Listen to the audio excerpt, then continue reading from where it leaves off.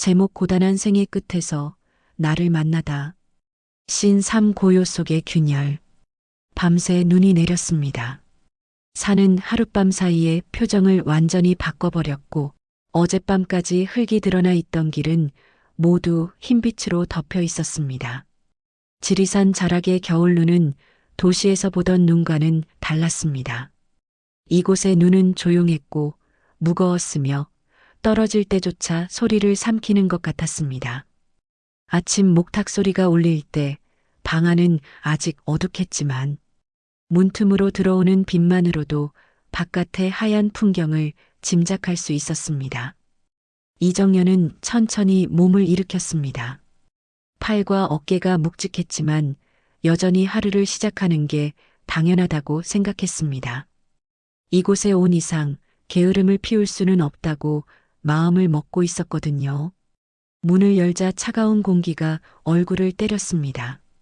숨을 내쉴 때마다 하얀 입김이 나왔고 나무 계단에는 이미 눈이 살짝 얼어붙어 있었습니다. 마당에서는 이미 젊은 수행자 둘이 눈을 치우고 있었습니다. 그들은 삽으로 눈을 옮기면서도 별말이 없었고 그 침묵이 오히려 이 산의 아침을 더 또렷하게 만들고 있었습니다. 정연은 그 곁으로 다가갔습니다. 저도 할게요. 그녀가 말하자 한 수행자가 짧게 고개를 끄덕였습니다. 미끄러우니까 조심하세요. 그 말은 형식적인 인사 같았지만 실제로 조심하라는 진심이 담겨 있었습니다. 정연은 삽을 손에 쥐었습니다. 금속 손잡이가 너무 차가워서 처음에는 손이 제대로 붙지 않았습니다. 장갑을 낄까 하다가 그냥 맨손으로 작업하기로 했습니다. 눈은 무거웠습니다. 표면만 보송한 흰눈이었지 아래쪽에는 물기가 스며 있어 떠올릴 때마다 힘이 더 들어갔습니다. 그녀는 입술을 꾹 다물고 몇 번이나 눈을 옮겼습니다. 그러나 산에서는 눈이 그치면 끝나는 게 아니었습니다. 눈을 치우는 동안에도 나뭇가지에서는 눈이 떨어졌고 지붕에서는 작은 눈사태처럼 눈이 쏟아졌습니다. 치워도 다시 내려앉는 눈을 보며 그녀는 문득 생각했습니다. 서울에서 정리해도 다시 쌓이던 일들이랑 똑같네. 끝이 없는 일 수습해도 다시 생기는 문제. 한 번은 정리하고 싶었지만 결국 떠밀려 여기까지 온 자신. 그 장면이 눈밭 위에 겹쳐 보였습니다. 그녀가 마당 쪽 눈을 어느 정도 치웠을 때 현묵 스님이 마루에 올라섰습니다. 오늘은 아래로 내려가지는 마세요. 눈이 많이 쌓였어요. 네, 알겠습니다. 지붕 위 눈만 좀 내려야겠어요. 무거워지면 처마가 내려앉습니다. 스님의 말투는 평소처럼 조용했지만 그 안에는 산에서의 경험이 느껴졌습니다. 눈이 무겁게 쌓이면 그 무게를 못 이기고 내려앉는 건 지붕만이 아니었습니다. 사람도 관계도 그랬습니다. 어느 순간엔가 무게가 한 번에 실려 버티지 못하고 내려가 버리는 순간이 오는 법이었습니다. 정연은 삽을 내려놓고 빗자루를 들었습니다. 처마 밑을 쓸어내리기 위해서였죠. 그런데 마당 끝쪽 눈길이 유난히 두꺼워 보였습니다. 누구도 아직 손을 대지 않은 자리였고 거기에서부터 산길로 내려가는 발자국이 희미하게 이어져 있었습니다. 정연은 문득 그 발자국을 따라가고 싶다는 생각이 들었습니다. 눈으로 덮인 산길은 아름답기도 했고 동시에 두려움도 주었습니다. 하지만 그 두려움이 오히려 그녀를 끌어당겼습니다. 이곳으로 온 지 며칠이 지났지만 그녀는 아직 제대로 이 산을 봐보지 못했으니까요. 늘 암자 안에서의 일만 했고 마음속에서는 아직 도시의 찌꺼기들이 둥둥 떠다니고 있었습니다. 조금만 올라가 봐도 될까요? 그녀가 묻자 스님은 그녀를 한번 훑어보더니 고개를 살짝 저었습니다. 길이 미끄러워요. 오늘은 안 가는 게 좋겠어요. 멀리까진 안 갈게요. 앞까지만요. 스님은 한숨 비슷한 숨을 내쉬었습니다. 넘어지면 아픕니다. 여기는 병원도 멀고요. 조심할게요. 그녀는 미소를 지으며 말했다. 그 웃음에는 어른의 고집 같은 것이 묻어 있었습니다. 자기 몸이 예전 같지 않다는 걸 알면서도 이 정도는 할 수 있다고 생각하는 나이의 고집이었죠. 그녀는 작은 집신을 신고 눈길로 나섰습니다. 첫 발을 내딛는 순간 눈이 뽀드득하고 소리를 냈습니다. 그 소리가 이상하게 좋았습니다. 도시의 바닥에서는 들을 수 없는 소리였고 시간이 아주 천천히 흐르고 있다는 증거 같았습니다. 숨을 들이쉴 때마다 차가운 공기가 폐 깊은 곳까지 내려갔습니다. 그 공기는 깨끗했지만 동시에 살아온 세월을 드러내는 듯 가슴을 얼게 했습니다. 몇 미터쯤 걸었을 때 그녀는 뒤를 돌아봤습니다. 암자가 작게 보였고 마당에서 누군가가 그녀를 지켜보고 있는 게 보였습니다. 아마도 스님이겠지요. 그 눈길이 묵묵히 경고하고 있는 듯 했지만 그녀는 다시 앞으로 걸음을 옮겼습니다. 산길은 생각했던 것보다 미끄러웠습니다. 위로 올라갈수록 눈이 더 두껍게 쌓여 있었고 몇 시간 전까지 내린 눈이 그대로 굳어 달라붙어 있었습니다. 나뭇가지들이 눈의 무게를 이기지 못하고 아래로 축 늘어져 있어 그녀는 그 사이를 고개를 숙이고 지나가야 했습니다. 나무 사이로 보이는 흰 풍경이 너무 고요해서 문득 마음속이 비어가는 것 같았습니다. 이 고요가 자신 안으로 들어오면 얼마나 좋을까? 이 고요가 도시에서 끌고 온 그 온갖 소음과 어지러운 말들과 서류철과 싸움들을 다 덮어버려주면 얼마나 좋을까? 그런 생각을 하며 그녀는 계속 걸었습니다. 그런데 길이 살짝 꺾이는 지점에서 일이 벌어졌습니다. 그녀는 발을 딛는 순간 눈 아래가 얼음이라는 걸 알아차리지 못했습니다. 눈이 덮어둔 빙판은 교묘하게 숨겨져 있었고 발목이 그 위를 밟는 순간 힘을 잃었습니다. 몸이 옆으로 밀리듯이 미끄러졌습니다. 그 짧은 순간 그녀는 어디를 잡아야 할지 몰랐습니다. 손을 뻗었지만 잡을 수 있는 나뭇가지가 가까이에 없었습니다. 몸이 휙 돌아가며 뒤로 넘어졌고 그 순간 등과 팔꿈치에 날카로운 통증이 번졌습니다. 눈 위로 떨어지는 소리가 컸습니다. 퍽 하고 눈을 때리는 둔탁한 소리와 함께 차가운 기운이 한꺼번에 옷 속으로 파고들었습니다. 잠시 숨이 막혔습니다. 차가운 눈이 목덜미로 들어왔고 등은 얼음판 위에 닿은 것처럼 시렸습니다. 그녀는 이를 악물고 몸을 일으키려 했습니다. 그런데 발목이 묵직하게 당기는 통증을 보였습니다. 짧은 신음이 새어나왔습니다. 발을 디디려 하자 통증이 더 강하게 올라왔습니다. 잠깐만 그녀는 눈 위에 손을 짚고 무릎을 세우려 했지만 잘 되지 않았습니다. 이게 스님이 말하던 넘어지면 아프다는 말의 뜻이었겠죠. 젊었을 때라면 한번 구르면 일어나서 눈을 털고 또 걸어갔을 겁니다. 하지만 지금은 아니었습니다. 나이가 든 몸은 넘어지는 순간보다 일어나는 순간이 더 힘들었습니다. 멀리서 소리가 났습니다.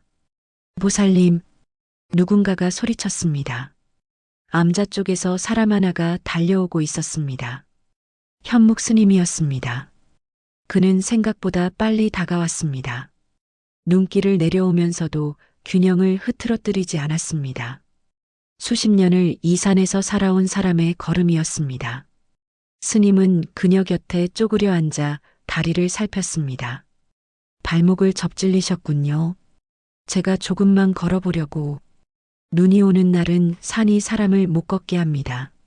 스님은 그 말을 아주 조용히 했지만 그 안에는 그러니 좀 들으시지 하는 타이름이 담겨 있었습니다. 일어나실 수 있겠습니까? 조금만 네. 그녀가 몸을 일으키려 하자 스님은 서둘러 그녀의 팔을 받쳐주었습니다. 차가운 공기와 달리 스님의 손은 따뜻했습니다. 그 따뜻함이 오히려 그녀를 더 불편하게 했습니다. 지금까지 살아오면서 누군가의 손에 이렇게 기대본 적이 별로 없었기 때문입니다. 늘 본인이 받쳐주는 쪽이었고, 늘 본인이 붙들어주는 쪽이었습니다. 그런데 지금은 반대였습니다. 그 사실이 어쩐지 부끄럽게 느껴졌습니다. 방으로 돌아왔을 때 수행자 중 한 명이 뜨거운 물수건과 연고를 가져왔습니다. 스님은 익숙한 손놀림으로 그녀의 발목을 살폈습니다. 크게 다치신 건 아닙니다. 그런데 며칠은 무리하시면 안 됩니다. 일은 해야죠. 산에서 제일 위험한 말이 그겁니다. 해야죠. 스님은 웃지 않고 말했습니다. 도시에서는 해야 할 일이 사람을 살렸겠지만 여기서는 안 해야 사는 것도 있습니다. 그녀는 그 말을 듣고 고개를 떨궜습니다. 죄송해요. 제가 괜한 고집을. 사람이 자기 몸을 늦게 알아차릴 때가 있습니다. 마음이 몸보다 앞서가면 꼭 이렇게 넘어집니다. 그 말은 그녀의 가슴을 찔렀습니다. 사실 오늘 넘어진 건 눈 때문만은 아니었습니다. 마음이 먼저 나갔기 때문이었습니다. 난 괜찮아. 난 아직 할 수 있어. 난 여기서도 남에게 뒤처지지 않을 거야 하는 마음이 있었기 때문에 더 올라가고 싶었던 것이었지요. 그 마음이 몸보다 빨리 산길을 올라가다가 결국 중간에서 미끄러진 셈이었습니다. 스님이 나가고 혼자 남자 방 안은 다시 조용해졌습니다. 그녀는 붕대를 감은 발목을 바라보며 한참 동안 가만히 있었습니다. 밖에서는 여전히 눈이 내리고 있었습니다. 마당에서 사람들의 말소리가 들렸습니다. 아까 그 서울에서 온 보살님 다치셨다더라. 그래, 내가 봤어. 그래도 크게는 아니래. 그래도 조심해야지. 그 말들이 방 안까지 파고들었습니다. 그 소리를 들으면서도 그녀는 이상하게 분한 마음이 일었습니다. 내가 다쳤는데 왜 내가 미안해야 하지? 왜 나는 아프다는 걸? 이렇게 늦게 알아차릴까? 젊었을 때도 그랬습니다. 너무 늦게 알아차렸습니다. 상처난 줄도 모른 채, 맞았다는 것도 모른 채, 버림받았다는 것도 모른 채, 그냥 이 정도는 할 수 있어 하면서 살았습니다. 그러다 나중에야 멍이 든 걸 봤습니다. 그녀는 창문을 열었습니다. 눈 냄새가 다시 들어왔습니다. 하얀 눈 위에는 자신이 미끄러진 자국이 그대로 남아 있었습니다. 그 길은 암자 마당에서 벗어나 숲 쪽으로 이어져 있었다가 그녀가 미끄러진 곳에서 뚝 끊겨 있었습니다. 그 끊겨 있는 자리가 마치 자기 인생의 어느 시점처럼 보였습니다. 어릴 때 아버지가 술에 취해 소리 지르던 그 밤, 엄마가 짐을 싸고 잠깐 나갔다가 다시 돌아오지 않던 그 해, 겨울 회사에서 당신이 책임지세요라는 말을 처음 들었던 그날, 딸이 엄마가 왜 집에 왔어? 라고 말하던 그 순간, 그때마다 자기 안의 길이 끊기곤 했습니다. 그런데도 그녀는 그걸 길이 끊겼다고 생각하지 않았습니다. 그냥 조금 돌아가면 되겠지라고 여겼습니다. 그리고 계속 돌고 또 돌다 보니 결국 산까지 와버린 것이었습니다. 사람은 누구나 자기가 버린 걸 다시 만나러 옵니다. 아까 스님이 했던 말이 다시 떠올랐습니다. 그녀는 작게 웃었습니다. 버린 줄도 모르고 버린 것도 있죠, 스님. 그 말이 방 안에서 허공으로 흩어졌습니다. 아무도 듣지 못했지만 그 말은 분명히 진실이었습니다. 저녁이 되어 공양 시간이 되었을 때 그녀는 절뚝거리며 식당으로 갔습니다.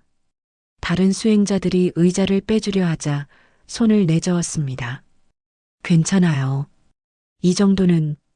그녀의 그 말에 한 젊은 수행자가 웃으며 말했습니다. 도시는 다 그러시더라고요. 안 괜찮으신데 괜찮다고 하시고. 그 말은 가벼운 농담이었지만 정연의 가슴에는 묵직하게 박혔습니다. 맞는 말이었습니다. 도시에서는 모두가 괜찮다고 했습니다.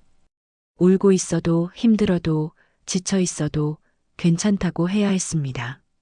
그래야 쓸모 있는 사람으로 보였으니까요. 이곳에서는 달랐습니다.